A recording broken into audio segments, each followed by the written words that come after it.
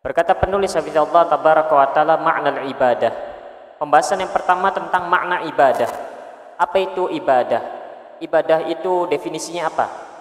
Maka disebutkan yang namanya ibadah ya ismun jami'un likulli ma yuhibbuhullahu wa yardah minal aqwali wal a'mali al batinati wa zahirah.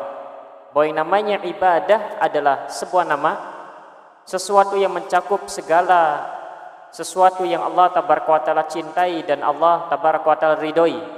Segala sesuatu yang Allah tabaraka wa taala cintai dan yang Allah ridhoi, dari ucapan ataukah perbuatan, baik yang nampak ataukah tersembunyi. Maka disebutkan oleh penulis hafizallah tabaraka wa taala bahwa yang namanya ibadah itu luas cakupannya. Ibadah itu adalah segala sesuatu, apapun itu, perkara-perkara, sesuatu-sesuatu yang Allah tabaraka wa taala cintai dan apa yang Allah tabaraka wa taala ridhoi.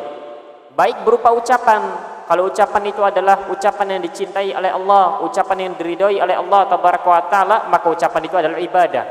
Ataukah perbuatan, kalau perbuatan yang dilakukan seorang hamba itu dicintai oleh Allah dan diridhoi oleh Allah, maka itu merupakan ibadah. Baik apakah ucapan dan perbuatan itu nampak ataukah tersembunyi, maka ini merupakan ibadah. Sehingga dari sini jamaah sekalian rahimani wa rahimakumullah, yang namanya ibadah tidak hanya sebatas sujud saja. Yang namanya ibadah tidak hanya sebatas membaca Al-Quran saja. Yang namanya ibadah tidak sebatas hanya di masjid zikir saja. Sehingga ketika seorang da'i, seorang mubalik mengatakan beribadahlah kepada Allah, maka ibadah cakupannya luas. Bukan hanya sekedar sujud, bukan hanya sekedar zikir saja. Sujud, zikir, membaca Al-Quran bagian dari ibadah. Namun ibadah tidak hanya sebatas itu saja. Ibadah tidak hanya sebatas pada amalan lahiriah saja. Ibadah tidak sebatas hanya pada amalan anggota badan yang terlihat saja. Bahkan di sana ada perbuatan-perbuatan hati yang itu merupakan ibadah. Maka ini merupakan ibadah. Sehingga di sini jamaah sekalian rahimani wa rahimakumullah, ibadah adalah segala sesuatu yang Allah cintai dan yang Allah ridhoi. Kemudian di sana perlu untuk digarisbawahi. Pertama, ibadah itu tidak hanya sebatas pada amalan-amalan anggota badan saja. Bukan hanya sebatas sujud saja, bukan hanya sebatas berzikir saja, bukan hanya sebatas membaca Al-Quran saja, namun lebih dari itu. Kemudian yang kedua, sesuatu dikatakan ibadah itu parameternya, ukurannya adalah apabila sesuatu tersebut dicintai dan diridhoi oleh Allah, bukan sesuatu yang dicintai dan diridhoi oleh kita. Kalau ada perbuatan yang kemudian kita suka dan kita ridha terhadap perbuatan tersebut, maka tidak semata-mata dikatakan ibadah. Tapi saya suka melakukan ini, maka ini tidak disebut ibadah, belum tentu dikatakan ibadah. Karena syarat ibadah adalah perbuatan tersebut, baik itu amalan anggota badan atau ucapan, itu adalah sesuatu yang dicintai dan diridhoi oleh Allah.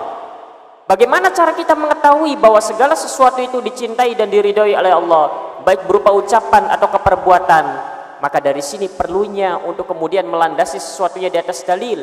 Sehingga seseorang yang kemudian dia melakukan sesuatu lalu dia mengatakan bahwa ini merupakan ibadah, maka dia harus mendatangkan buktinya bahwa amalan ini dicintai dan diridhoi oleh Allah tabaraka wa taala.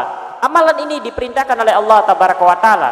Karena tidak bisa kemudian seorang mengklaim bahwa ini adalah ibadah, mengklaim menganggap bahwa amalan ini Allah tabaraka wa taala mencintainya, amalan ini Allah meridhoinya, sampai datangkan dalilnya dari Al-Quran atau hadis Rasulullah SAW. Karena namanya ibadah itu merupakan perkara yang dicintai dan diridhoi oleh Allah. Sesuatu itu dicintai dan diridhoi oleh Allah kalau ada datang dalilnya. Sehingga tidak bisa seorang itu mengatakan bahwa ini adalah ibadah, ini adalah ibadah, ini adalah ibadah. Tidak bisa, kecuali harus didatangkan dalilnya. Karena dengan dalil tersebutlah kita bisa mengetahui amalan tersebut dicintai dan diridhoi oleh Allah ataukah tidak. Sehingga tidak bisa dari sini kemudian seseorang beribadah, melakukan sebuah amalan berlandaskan perasaannya semata. Tapi saya suka amalan ini, maka saya mengerjakan ini misalkan, maka tidak bisa. Karena harus datangkan bukti dalilnya bahwa itu merupakan sesuatu yang dicintai dan diridhoi oleh Allah tabaraka wa taala. Apa saja contohnya? Yang termasuk ibadah itu apa? Karena ibadah tidak hanya sebatas sujud saja. Ibadah tidak hanya terbatas pada zikir saja. Ibadah tidak hanya sebatas pada membaca Al-Quran saja. Mithlu mahabbatillahi wa rasulihi. Di antara bentuk ibadah yang termasuk ibadah adalah cinta kepada Allah dan cinta kepada Nabi SAW. Cinta kepada Allah dan cinta kepada Nabi sallallahu alaihi wasallam ini merupakan ibadah. Dan ini merupakan ibadah qalbu. Ini merupakan ibadah hati karena tidak nampak, tidak terlihat. Sehingga orang yang cinta kepada Allah dan cinta kepada Nabi sallallahu alaihi wasallam harus dibuktikan dengan perbuatan. Apakah dia taat ataukah tidak? Apakah dia menyelisih Rasulullah sallallahu alaihi wasallam ataukah tidak? Cinta kepada Allah dan cinta kepada Rasulullah sallallahu alaihi wasallam harus dibuktikan dengan lisannya bahwa dia benar-benar mencintai Allah dan Rasulnya. Maka di antara bentuk ibadah tersebut adalah cinta kepada Allah dan cinta kepada Rasulnya sallallahu alaihi wasallam. Orang yang mengatakan bahwa dirinya cinta kepada Allah, maka pasti dia banyak membaca Al-Quranul Karim. Sehingga orang yang kemudian kurang cintanya kepada Allah, mereka akan kurang dalam berinteraksi atau membaca Al-Quranul Karim. Sekalipun lisannya mengatakan bahwa dia cinta kepada Allah Tabaraka wa Ta'ala. Dan cinta ini jangan dianggap remeh. Karena sebab cinta inilah kemudian seorang hamba bisa meraih surga Allah Tabaraka wa Ta'ala. Karena sebab cintanya yang benar kepada Allah dan Rasulnya sallallahu alaihi wasallam, maka seorang hamba akan dikumpulkan bersama baginda Nabi sallallahu alaihi wasallam di surganya. Namun yang namanya cinta butuh bukti. Bukan hanya sekedar mengaku saya cinta saja. Butuh bukti. Apa buktinya bahwa engkau mencintai Allah? Apa buktinya bahwa engkau mencintai Rasulullah sallallahu alaihi wasallam? Bukan hanya di lisan saja. Sehingga ini merupakan amalan pertama yang termasuk ibadah. Dan ini merupakan amalan yang besar. Suatu hari datang seorang Arab Badui bertanya kepada Rasulullah sallallahu alaihi wasallam, "Mata sa'ah, mata taqumus sa'ah?" Kapan terjadinya hari kiamat itu? Kemudian Rasulullah sallallahu alaihi wasallam bersabda, "Madza a'dadta laha?" Memangnya apa yang telah kau persiapkan untuk kedatangan hari kiamat? Kemudian Arab Badui ini pun mengatakan, "La syai'a illa uhibbullaha wa rasulah." Tidak ada sesuatu pun yang aku persiapkan, aku tak memiliki bekal apa-apa kecuali aku cinta kepada Allah dan cinta kepada Rasul sallallahu alaihi wasallam. Kemudian Rasulullah sallallahu alaihi wasallam bersabda, "Anta ma'aman ahbabta." Engkau akan dikumpulkan bersama orang yang kau cintai. Sehingga jangan anggap sepele yang namanya cinta ini, terutama cinta kepada Allah dan cinta kepada Rasulnya sallallahu alaihi wasallam. Sehingga inilah kemudian bagi orang-orang yang mereka telah berputus asa dalam hidupnya dan dia tidak memahami bagaimana cara untuk meraih keridhaan Allah Tabaraka wa Ta'ala. Ada seorang hamba itu terkadang dia menyesali akan kehidupannya karena sudah terlalu banyak, terlanjur banyaknya dosa yang dimilikinya. Sehingga dia tidak mengerti bagaimana caranya agar menghapuskan dosa-dosa ini. Bagaimana caranya agar kiranya Allah mengampuni seluruh dosa-dosanya, sedangkan waktu tak tersisa kecuali hanya sedikit saja dari usianya. Seorang di antara kaum muslimin ada yang memiliki hati-hati yang lembut semacam itu. Mereka kemudian menyesali akan kehidupannya. Dia memikirkan merenungi masa mudanya. Dia memikirkan masa-masa lalunya. Dia banyak berdurhaka kepada Allah. Dia banyak bermaksiat. Kalau kita kan tidak memikirkan masa lalu dengan penuh kebanggaan. Oh, dulu saya begal. Oh, dulu saya mabuk-mabukan. Kamu tahu dulu itu saya merampok sekian. Kalau kita menceritakan tentang masa lalu kita dengan penuh kebanggaan, orang-orang saleh di antara hamba-hamba Allah, jangankan berani bercerita, memikirkannya saja sudah sangat malukan sekali. Sudah sangat memalukan sekali. Kalau kita kan tidak, dengan penuh kebanggaan. Oh, dulu saya ini begal. Oh, dulu saya ini suka berjudi. Oh, dulu kalau berjudi itu saya begini. Tapi alhamdulillah sekarang bertaubat. Subhanallah, kok bangga dengan kemaksiatan. Sebagian kekasih-kekasih Allah, jangan untuk menceritakan. Terbersit saja sudah menyedihkan sekali keadaannya. Karena itu merupakan masa yang kelam. Karena itu merupakan seorang dalam keadaan yang sangat hina sekali, jauh dari Allah Tabaraka wa Ta'ala. Sebagian orang yang Allah Tabaraka wa Ta'ala berikan hati yang lembut, mereka bersedih. Mereka menyesali akan perbuatan-perbuatan dosanya yang sangat luar biasa dari kehidupannya dia gunakan untuk bermaksiat kepada Allah. Lalu dia berpikir bagaimana caranya meraih keridhaan Allah Tabaraka wa Ta'ala, sedangkan sisa usianya tidak banyak lagi. Sedangkan masa-masa untuk kembali kepada Allah Tabaraka wa Ta'ala tinggal menghitung jari saja. Bagaimana caranya untuk meraih itu semua, untuk meraih ampunan Allah dengan cinta kepada Allah dan cinta kepada Nabi-Nya sallallahu alaihi wasallam di sisa usia hidupnya. Karena cinta kepada Allah dengan cinta yang benar, cinta kepada Nabi sallallahu alaihi wasallam dengan cinta yang benar, bukan hanya dengan lisan saja, namun benar-benar cinta kepada Allah dan Rasul-Nya akan dapat mengantarkan seorang hamba meraih keridhaan Allah, akan dapat mengantarkan seorang hamba meraih ampunan Allah, akan dapat mengantarkan seorang hamba kemudian dikumpulkan bersama Nabi sallallahu alaihi wasallam sekalipun sebanyak apapun dosa yang ia miliki di dunia. Namun karena modal ini yang seharusnya kemudian seorang muslim, seharusnya seorang ahlu sunnah untuk kemudian memperbaiki keadaan cintanya kepada Allah dan Rasul-Nya. Semua perlu bukti. Orang yang cinta kepada Allah perlu bukti. Apa buktinya? Bukti seorang itu cinta kepada Allah, banyak membaca Al-Quranul Karim. Bukti seorang hamba cinta kepada Nabi Sallallahu Alaihi Wasallam, banyak membaca hadis Nabi dan juga berupaya mengamalkan sunnah-sunnah Nabi Sallallahu Alaihi Wasallam dalam kesehariannya. Dari mulai zikir, dari mulai membaca doa, dari mulai adab-adab keseharian, dari mulai dan seterusnya. Sehingga ini merupakan tanda cinta kepada Allah dan Rasulnya Sallallahu Alaihi Wasallam. Jamaah sekalian rahimani wa rahimakumullah, tak tersisa dari kita hari-hari yang mulia yang ada di hadapan kita kecuali hanya sedikit saja. Alhamdulillah, dengan karunia dan rahmat Allah tabaraka wa taala dengan kasih sayangnya mempertemukan kita kembali dengan hari yang mulia. Dengan hari yang mulia. Kita saat ini berada di bulan Muharram, salah satu bulan-bulan yang haram, bulan-bulan yang Allah tabaraka wa taala haramkan peperangan di dalamnya. Yang namanya Islam ini ada yang namanya bulan-bulan haram. Bulan-bulan haram itu ada 4. Bulan-bulan haram dalam Islam ada 4. Bulan-bulan haram. Siapa yang tahu? Apa saja bulan-bulan haram dalam Islam? Ada 4 bulan. Apa saja? Zulqa'dah, Zulhijjah, Muharram, Rajab. Boleh pulang. Barangkali pengen pulang duluan? Enggak. Iya, kalau sekolah kan kalau yang bisa jauh boleh pulang gitu. Iya, jadi bulan-bulan haram ada 4. Kata Rasulullah, yang pertama Rajab, yang ketiganya saling bergandengan. Zulqa'dah, Zulhijjah, Muharram. Bulan-bulan haram ini adalah bulan-bulan yang mulia. Bulan-bulan yang mulia. Al-Imam Ibn Rajab Al-Hanbali menukilkan ucapan seorang ulama salaf. Di antara mereka mengatakan bahwasanya dahulu para salaf itu, para sahabat, para tabi'in, para tabi'ut tabi'in, mereka memuliakan dan mengagungkan 10 hari yang 3. Jadi ada 10 hari dalam bulan, ada 10 hari, ada 10 hari yang sering dimuliakan dan diagungkan oleh para salaf dahulu. 10 hari yang pertama adalah 10 hari terakhir di bulan Ramadan.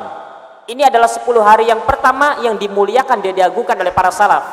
Dimuliakan oleh mereka dengan cara ibadah, ketaatan di dalamnya. Ada 10 hari kedua yang sering dimuliakan dan diagungkan oleh mereka para salaf, yaitu 10 hari pertama dari bulan Zulhijjah. Dan juga ada 10 hari yang ketiga yang sering diagungkan dan dimuliakan oleh para salaf, yaitu 10 hari pertama dari bulan Muharram. Saat ini kita tanggal berapa Muharram? Sekarang tanggal 8, besok tanggal 9, dan Jumat tanggal 10. Ada 10 hari, ada 10 hari yang 3 yang diagungkan, dimuliakan oleh para salaf. 10 hari terakhir bulan Ramadan, 10 hari pertama bulan Zulhijjah, dan 10 hari pertama bulan Muharram. Dan kita berada di 10 hari pertama bulan Muharram. Ketika mereka memuliakan dan mengagungkan ini, ketika Rasulullah SAW menyebutkan bahwa ini merupakan bulan-bulan yang haram, bulan-bulan yang mulia, maka tidak hanya sebatas pujian untuk bulan ini saja.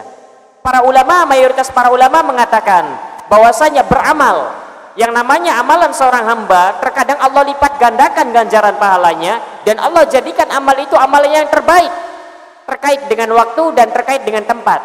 Ada kalanya seorang itu berada di sebuah tempat yang mulia, lalu ketika seorang hamba itu beramal di tempat tersebut, Allah jadikan amalannya berlipat ganda pahalanya, dan amalannya menjadi amalan yang terbaik. Jadi namanya amalan itu kadang Allah lipat gandakan sesuai dengan tempat dan waktunya. Di antara tempat yang mendapatkan kemuliaan itu adalah Masjidil Haram. Seorang yang sholat di sana, Allah tabaraka ta'ala lipat gandakan, sehingga sholatnya menjadi sholat yang terbaik bila dibandingkan sholat di 100.000 masjid selain daripada Masjidil Haram dan Masjid Nabawi. Jadi sholat di sana di Masjidil Haram itu lebih utama dibandingkan sholat pada 100.000 masjid. Udah berapa ribu masjid yang kita sholati di sini? Di Cirebon saja. Berapa? Sholat 2 rakaat di Masjidil Haram itu lebih utama dibandingkan 100.000 masjid kita sholati. Bukan hanya utama, ganjarannya tentu dilipat gandakan oleh Allah. Kemudian Rasulullah SAW menyebutkan bahwa sholat di masjidku ini, di Masjid Nabawi, lebih utama dibandingkan dengan seorang itu sholat di 1.000 masjid selain daripada Masjidil Haram dan Masjid Nabawi. Jadi yang namanya amal seorang hamba terkadang Allah lipat gandakan sesuai dengan tempatnya. Tempat-tempat yang Allah muliakan, maka beramal di tempat tersebut akan Allah lipat gandakan ganjaran pahalanya dan amalannya menjadi amalan yang terbaik. Sebagian orang-orang Indonesia sangat merugi sekali. Sudah berhaji, sudah umroh di sana, ketika datang waktu sholat malah mencari masjid selain dari Masjidil Haram. Siapa yang pernah haji? Ada yang pernah haji nggak di sini? Atau umroh? Ada. Di mana sholatnya? Sholat 5 waktunya di mana? Di Masjidil Haram apa cari masjid sekitar? Kadang orang Indonesia anehnya malah cari di masjid sekitar, alasannya pegel jauh dari hotel. Loh kenapa? Sholat di Masjidil Haram utama, lebih utama dibandingkan sholat di 100.000 masjid, bayangkan. Kemudian kalau orang Indonesia carinya di sholat-sholat masjid-masjid yang ada di pinggir-pinggirannya saja, tidak melihat keutamaan ini. Itu terkait dengan tempat. Dan di sana ada yang terkait dengan waktu. Waktu-waktu yang mulia, beramal di sana Allah tabaraka wa taala lipat gandakan ganjaran pahalanya, dan Allah lipat gandakan, jadikan amal tersebut menjadi amal terbaik. Di antara waktu yang utama adalah Ramadan.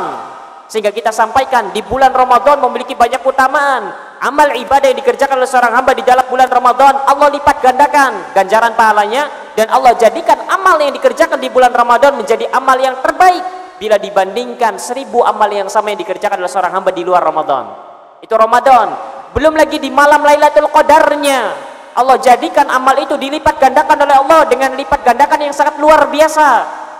Dan juga di bulan-bulan haram, di bulan Rajab, di bulan Dzulqa'dah, di bulan Dzulhijjah, dan sekarang adalah bulan haram yang terakhir, yaitu bulan Muharram.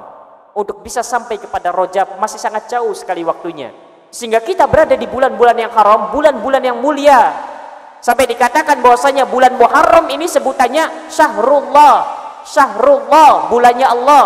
Ini menunjukkan bahwasanya bulan ini mulia, dan beramal di bulan yang mulia, dan ini merupakan bulan mulia yang terakhir, akan Allah tabaraka taala lipat gandakan ganjaran pahalanya, dan juga amalannya menjadi amal yang terbaik. Dan seutama-utama amalan di bulan Muharram adalah berpuasa. Kalau bisa berpuasa tanggal 9, 10, 11 kerjakan, karena itu merupakan puasa yang paling utama di bulan Muharram. Kalau tidak bisa 9, 10, 11 berarti Kamis, Jumat, Sabtu, maka 9, 10-nya saja. 9, 10-nya Kamis besok dan Jumat. Kalau tidak bisa 10, 11-nya Jumat, Sabtu. Kalau tidak bisa tanggal 10-nya saja, hari Jumatnya saja. Puasa Muharram disebut dengan puasa Asyura. Puasa Asyura, karena ini merupakan amalan yang paling utama dikerjakan di bulan Muharram. Sampai-sampai Rasulullah SAW bersabda, afdalus siyami ba'da Ramadan shaumu syahrillahil Muharram. Puasa yang paling utama setelah bulan Ramadan adalah puasa di bulan Muharram. Bayangkan, puasa yang dikerjakan di bulan Muharram, khususnya puasa 10 Muharram, adalah puasa yang paling utama setelah Ramadan. Puasa sunnah banyak, ada puasa Senin Kamis, ada puasa 3 hari dalam sebulan, ada puasa Ayyamul Bid, ada puasa Arafah, ada puasa ini, ada puasa itu. Puasa yang paling utama dari puasa-puasa sunnah adalah puasa yang dikerjakan di bulan Muharram. Dan kita sekarang berada di bulan Muharram tersebut. Kesempatan terakhir hanya di bulan ini saja. Setelah ini bulan-bulan normal biasa lagi. Sehingga untuk berjumpa dengan bulan yang mulia masih sangat jauh sekali. Maka manfaatkan kesempatan ini. Kesempatan ini dengan banyak beramal soleh, dengan banyak mengerjakan ketaatan-ketaatan, terutama puasa Asyura kalau bisa.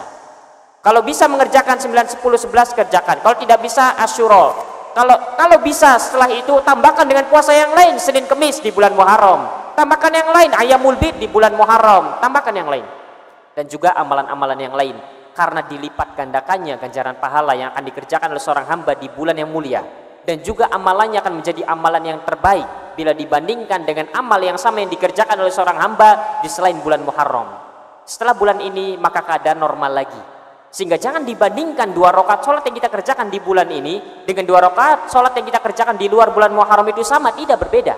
Berbeda jauh sekali antara langit dan bumi. Sehingga ini kesempatan emas bagi orang-orang yang merindukan surga tentunya, bagi orang-orang yang menginginkan keridhaan Allah, bagi orang-orang yang berupaya memikirkan bagaimana caranya meraih ampunan Allah tabaraka wa taala, karena namanya kebaikan, amal ibadah dapat menghapuskan dosa-dosa. Maka ini kesempatan emas untuk kemudian beramal di bulan-bulan ini. Baik, jamaah sekalian rahimani wa rahimakumullah, terutama juga ibadah cinta kepada Allah dan Rasulnya. Cinta kepada Allah dibuktikan dengan banyak membaca Al-Quranul Karim. Cinta kepada Nabi SAW dibuktikan dengan banyak bersolawat, dibuktikan dengan banyak membaca hadis Rasulullah, dibuktikan dengan mengamalkan sunnah Rasulullah SAW. Maka harus dibuktikan, bukan hanya sekedar ucapan cinta semata. Karena yang namanya orang Yahudi dan Nasrani, kata Imamul Hasanul Basri, mereka pun mengaku cinta kepada nabi-nabi mereka. Orang Nasara mengaku cinta kepada Nabi Allah Isa, orang Yahudi mengaku cinta kepada Nabi Allah Musa. Namun apakah mereka yang membangkang dari ajaran Nabi Allah Isa dan Nabi Allah Musa akan bersama mereka berdua? Jawabannya tidak. Karena cinta butuh pembuktian. Cinta butuh pembuktian. Sebagaimana juga kaum muslimin, mereka orang-orang yang akan dikumpulkan bersama Rasulullah sallallahu alaihi wasallam adalah orang-orang yang benar cintanya. Maka perbanyaklah untuk mengerjakan ketaatan di bulan-bulan ini. Karena bisa jadi ketaatan yang kita kerjakan di sini itulah yang kemudian menghantarkan kita menuju surga Allah tabaraka wa taala. Kemudian di antara bentuk ibadah berikutnya adalah wal khaufi minallah, takut kepada Allah. Cinta kepada Allah merupakan ibadah. Takut kepada Allah merupakan ibadah. Wa tawakkuli 'ala Allah, bertawakal kepada Allah merupakan ibadah. Sehingga seorang itu cinta dibuktikan, apa buktinya? Sehingga seorang itu takut kepada Allah dibuktikan dengan mengerjakan ketaatan dan ibadah. Bukan mengatakan saya takut azab Allah namun tidak salat. Saya takut akan azab Allah kemudian bermaksiat. Di antara ciri seorang mukmin adalah ketika seorang itu diberikan oleh Allah tabaraka wa taala kenikmatan berupa dimudahkannya urusan dunianya, ketika Allah tabaraka wa taala luaskan urusan harta dunianya, maka seorang mukmin, ciri seorang mukmin, dia khawatir jangan-jangan ini istidraj. Maka lihat diri kita, apakah kita adalah benar-benar seorang mukmin sejati ataukah tidak. Ketika diberikan nikmat, apakah kita malah bahagia? Oh alhamdulillah karena saya takwa ini, alhamdulillah karena saya wakil salat tahajud, alhamdulillah karena saya rajin berinfak bersedekah. Bukan begitu cerminan seorang mukmin. Seorang mukmin ketika diluaskan urusan duniawinya, seorang mukmin tatkala dimudahkan hartanya, maka dia khawatir jangan-jangan ini istidraj. Jangan-jangan Allah tabaraka wa taala sedang mengulurnya agar kemudian seorang itu pun terjatuh ke dalam kesesatan, terjatuh ke dalam kemaksiatan, sehingga sifat seorang mukmin tatkala dibukakan nikmat sebesar-besarnya nikmat duniawinya, maka dia khawatir jangan-jangan ini istidraj. Jangan-jangan Allah tabaraka wa taala sedang mengulur-ngulurnya, kemudian akhirnya dia pun terjatuh dalam kemaksiatan. Dan ketika seorang hamba itu pun dia sedang diuji oleh Allah tabaraka wa taala, maka besar harapannya kepada Allah tabaraka wa taala untuk mengharapkan ganjaran pahala darinya. Ini merupakan ciri seorang mukmin. Wa tawakkul 'ala Allah, bertawakal kepada Allah tabaraka wa taala. Wa su'alillahi ta'ala, meminta kepada Allah tabaraka wa taala ini termasuk ibadah.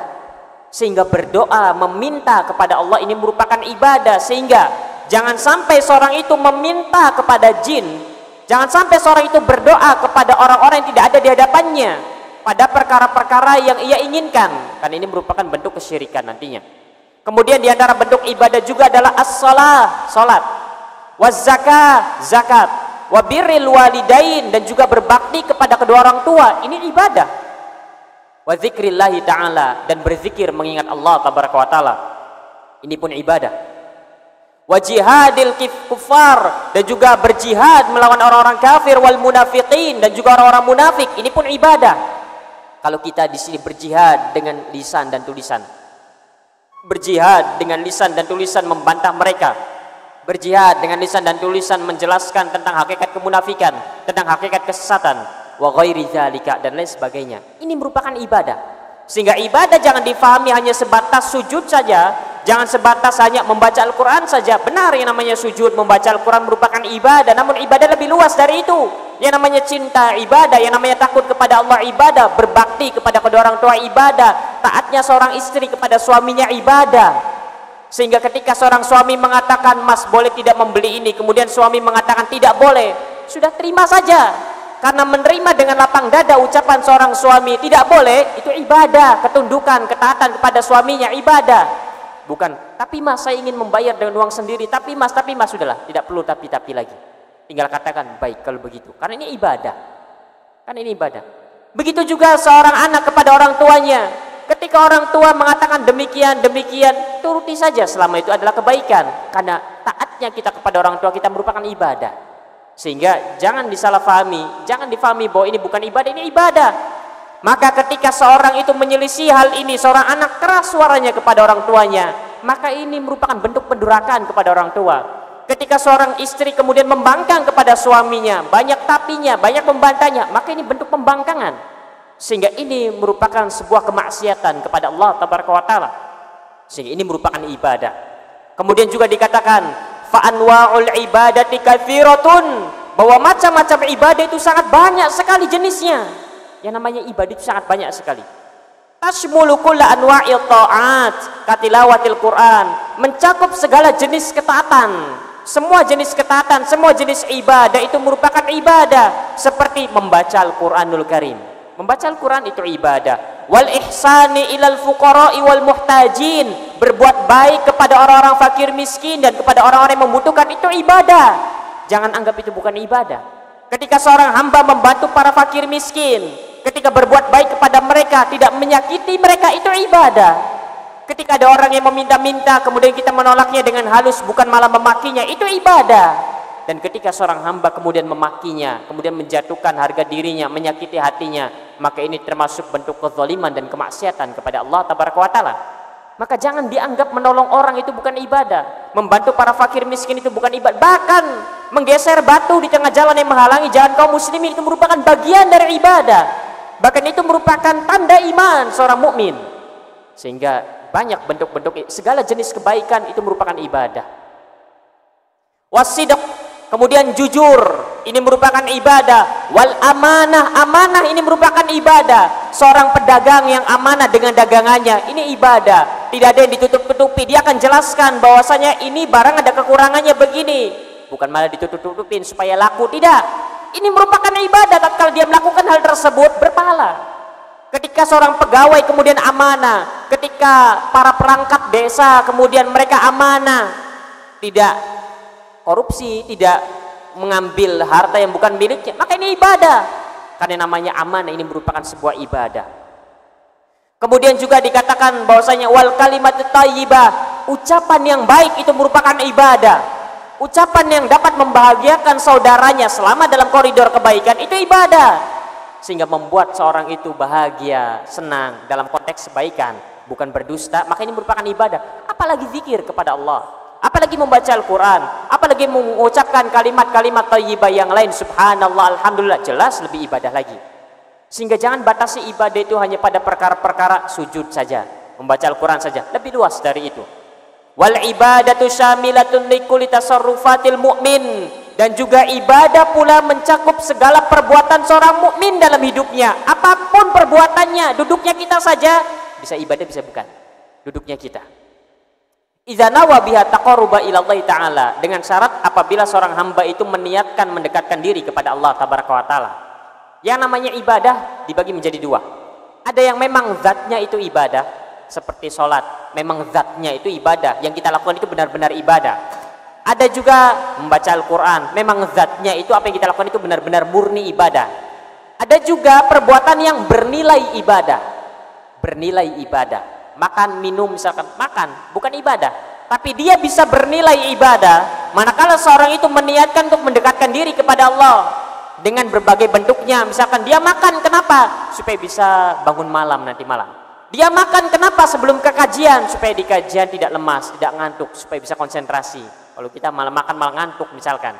Kenapa minum? Kenapa mandi? Kenapa? Supaya kaum muslimin yang ada di sekitar kita tidak merasa terganggu dengan bau yang tidak enak dari tubuh kita. Itu ibadah, bernilai ibadah. Mau makan mau tidak itu bukan termasuk ibadah, namun bernilai ibadah manakala diniatkan untuk pendekatan diri kepada Allah Tabaraka wa Ta'ala. Dan itu semua masuk dalam kategori ibadah. Kategori ibadah. Balau akala ahaduna au syariba au nama because ditaqawi ala taatillahi ta'ala. Bahkan seandainya salah seorang di antara kita ini makan misalkan, atau minum misalkan, atau tidur misalkan, dengan niat untuk menguatkan tubuh dalam ketaatan kepada Allah, maka itu ibadah. Jadi kalau makan minum niatkan, ya Allah saya minum supaya kuat baca Quran, ya Allah saya minum supaya kuat sholat, ya Allah saya minum supaya kuat berzikir, ya Allah saya minum supaya kuat beribadah mengerjakan ketaatan. Begitu, jangan sekedar minum saja, jangan, nanti tidak bernilai apa-apa, rugi. Apalagi kita berada di bulan-bulan yang mulia. Tatkala makan pun begitu, hadirkan, saya makan supaya bisa sholat, saya makan supaya kuat baca Quran, saya makan supaya bisa menjauhkan diri dari yang haram. Begitu juga ketika hadir di majelis taklim, begitu juga ketika hadir di majelis taklim. Hadirkan bahwa saya hadir di majelis taklim karena tahu bahwa majelis taklim ini diperintahkan oleh Rasulullah SAW, memiliki keutamaan yang besar, memiliki keutamaan fadilah yang sangat luar biasa. Saya ingin menggapai keutamaan tersebut, maka hadir di majelis taklim. Dan juga niatkan pula saya hadir di majelis taklim agar terjauh dari yang haram, karena khawatir kalau saya di rumah malah melakukan yang haram, sehingga pahalanya double nantinya. Pahalanya double. Sehingga yang namanya niat ini pengaruhnya sangat besar. Ada kalanya seorang itu duduk namun dia mendapatkan pahala-pahala yang besar karena menjauhkan diri dari yang haram itu merupakan kewajiban. Menjauhkan diri dari yang haram merupakan kewajiban dan pahalanya besar. Sehingga niatkan pula tatkala kita beraktivitas untuk menjauhkan diri dari perkara-perkara yang haram. Perkara-perkara yang haram. Kalaulah memang kita ingin melakukan sesuatu yang sia-sia, maka niatkan, ya Allah, daripada saya tidak melakukan ini khawatir terjatuh ke dalam yang haram. Begitu, niatkan. Ketika ingin tidur pun sama, jadi harus dihadirkan, ya Allah, saya khawatir kalau melek terus nanti malah bermaksiat kepadamu, ya Allah. Dan juga, ya Allah, saya ingin agar besok tidak terlambat sholat subuhnya, ya Allah. Dan juga, ya Allah, saya ingin untuk bisa bangun tahajud, ya Allah. Dan juga, ya Allah, saya ingin supaya bisa sholat witir, ya Allah. Hadirkan perencanaan-perencanaan itu supaya tidurnya kita bernilai ibadah, ibadah yang besar. Ibadah yang besar. Inilah bedanya orang alim dengan orang yang tidak alim. Orang alim dikatakan oleh para ulama, orang alim itu diamnya saja itu berpahala. Orang alim. Karena bisa jadi orang alim tatkala diam itu dia meniatkan bahwasanya dia diam supaya tidak melakukan keharaman. Karena bisa jadi kalau dia melakukan sesuatu dia terjatuh ke dalam keharaman. Dia diam karena khawatir, dia mengucapkan ucapan-ucapan yang tidak diridhoi. Dia diam karena dia ingin begitu. Dia diam mendapatkan pahala. Beda dengan kita. Diamnya kita kadang tidak berpahala, malah kadang malah mendapatkan dosa, memikirkan macam-macam. Datang orang yang ada di hadapannya, kita ngobrol dengan pikiran kita, ini orang gimana kok tidak mau kerja begitu. Yang ada gibah dengan pikiran kita sendiri. Tidak bisa gibah dengan orang lain, gibahnya dengan pikiran kita sendiri. Kan begitu kita. Datang orang yang meminta-minta, kenapa tidak mau kerja dalam pikiran kita itu? Ngobrol dengan pikiran kita. Kenapa malah datang? Kadang masih mampu. Tinggal kasih saja, kalau tidak mau ya sudah, kan begitu. Kalau pikiran kita kan ngomong macam-macam. Begitu. Teman misalkan mengeluarkan motor, belakangnya dulu kita yang repot. Kenapa kok ngeluarinnya begitu? Harusnya begini. Yang sendiri yang repot. Bergibah dengan pikiran kita. Maka ini harus dihindari. Ini harus dihindari. Baik. Jamaah sekalian rahimani wa rahimakumullah. Fa innahu yuthabu ala dzalika. Seseorang yang meniatkan hal tersebut pada perkara-perkara yang memang asalnya bukan ibadah, makan, minum, mengenakan sendal, kemudian mandi, tidur dan seterusnya, maka ketika dia niatkan untuk menguatkan dirinya dalam ketaatan, dia meniatkan untuk mengerjakan ketaatan dan ibadah kepada Allah, dia niatkan agar dirinya bisa menjauhkan diri dari yang haram, maka dia akan mendapatkan pahala dari hal tersebut. Karena yang namanya ibadah, ada yang memang murni ibadah perbuatannya, ada yang bernilai ibadah. Fahadzil adat ma'niyati salihah wal qasdi sahih tasiru ibadatin yuthabu 'alaiha. Maka perbuatan-perbuatan yang biasa kita lakukan, perbuatan-perbuatan yang biasa kita jalani sehari-harinya, pakai sendal, pakai pakaian, kemudian makan, minum, itu kan urusan biasa. Buka pintu, tutup pintu, kemudian berjalan ke sana kemari, nyisir rambut dan seterusnya. Maka ini adalah perbuatan-perbuatan biasa. Namun itu bisa bernilai ibadah, bahkan bisa mendapatkan pahala dari apa yang kita lakukan dari keseharian kita itu apabila disertai dengan niat yang benar, niat yang saleh, dan juga dengan tujuan yang baik, tujuan yang benar. Sehingga makan dan minum kita hadirkan tujuan dan niat yang baik, tujuan dan niat yang benar untuk menguatkan ketaatan, untuk menguatkan ibadah dalam ketaatan kepada Allah Tabaraka wa Ta'ala. Tasiru ibadatin yuthabu 'alaiha. Karena demikian itu akan bernilai ibadah, bernilai pahala, dan kemudian mendapatkan pahala dari apa yang dilakukannya. Falaisatil ibadatu qasiratan 'ala sya'airil ma'rufa. Maka yang namanya ibadah tidak terbatas, tidak hanya sebatas pada syiar-syiar yang telah diketahui bersama. Kas-shalah wasiyam wa nahwihuma. Seperti salat contohnya, seperti puasa. Ibadah tidak terbatas pada itu saja. Ibadah lebih luas lagi cakupannya, sehingga hati-hati. Ada yang memang itu perbuatannya adalah ibadah, ada yang bernilai ibadah. Kalau perbuatan itu memang ibadah, seperti cinta kepada Allah, seperti takut kepada Allah, seperti tawakal, harap, berdoa kepadanya, maka tidak boleh diberikan kecuali hanya kepada Allah Tabaraka wa Ta'ala saja. Manakala ibadah-ibadah ini, perbuatan yang murni ibadah ini diberikan kepada selain Allah, bernazar kepada selain Allah, meminta kepada selain Allah, takut kepada selain Allah, takut ibadah, maka ini merupakan bentuk kesyirikan. Dan di sana ada perbuatan-perbuatan yang bernilai ibadah. Perbuatan ini asalnya bukan ibadah. Kalau seorang itu tidak meniatkan untuk ketaatan, atau seorang itu meniatkan bukan karena Allah, maka dia tidak mendapatkan apa-apa. Makan tidak diniatkan untuk Allah Tabaraka wa Ta'ala, ya hanya untuk misalkan ya hanya untuk makan saja, maka dia tidak mendapatkan apa-apa. Tapi manakala perbuatan-perbuatan ini yang asalnya bukan ibadah diniatkan untuk ketaatan, diniatkan untuk bisa beribadah kepada Allah, diniatkan untuk menguatkan diri dalam ketaatan kepada Allah, maka bernilai ibadah dan dia akan mendapatkan pahala dari apa yang dilakukannya. Baik. Jamaah sekalian rahimani wa rahimakumullah. Kemudian Asy-Syaikh Hafizallah tabaraka wa taala mengatakan innal ibadata hiya allati khalaqallahu al-khalqa min ajliha. Sesungguhnya ibadah ini merupakan sesuatu yang Allah tabaraka wa taala ciptakan manusia, ciptakan makhluknya karena sebab ini. Ibadah merupakan tujuan diciptakannya makhluk.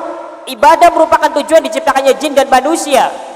Qala ta'ala, Allah tabaraka wa taala berfirman dalam surat Az-Zariyat ayat 56 sampai 58, "Wa ma khalaqtul jinna wal insa illa liya'buduni." Tidaklah aku ciptakan jin dan manusia kecuali agar mereka beribadah hanya kepadaku saja.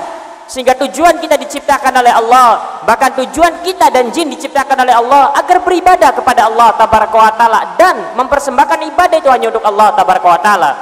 Ma uridu minhum min rizkin wa ma uridu ayyut'imuni.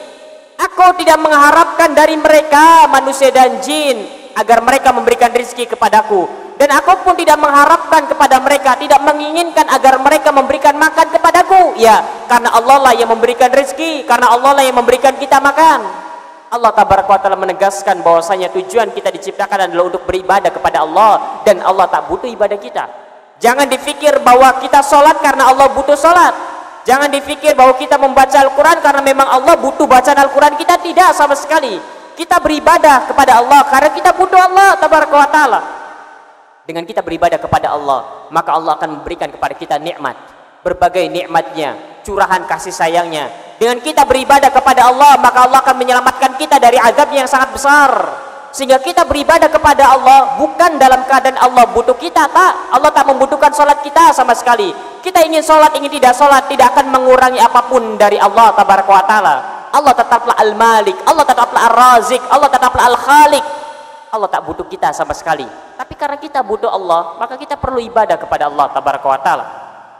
Innallaha huwar razzaqu dzul quwwatil matin, kata Allah tabaraka wa taala. Sesungguhnya dialah Allah tabaraka wa taala Ar-Razzaq yang memberikan rezeki. Ya, tidak ada habisnya rezeki Allah tabaraka wa taala itu. Tatkala Allah memberi bukan berarti apa yang ada di sisinya berkurang, tidak sama sekali. Tatkala Allah memberi bukan berarti karena Allah mengharapkan sesuatu pada diri kita, tidak. Allah memberi karena karunia-Nya, Allah memberi karena rahmat Allah tabaraka wa taala, kasih sayangnya kepada makhluknya. Maka dialah Allah yang memberikan rezeki, bukan Allah menginginkan rezeki kita, tidak. Tatkala kita berinfak dan bersedekah bukan berarti Allah butuh harta kita, tidak.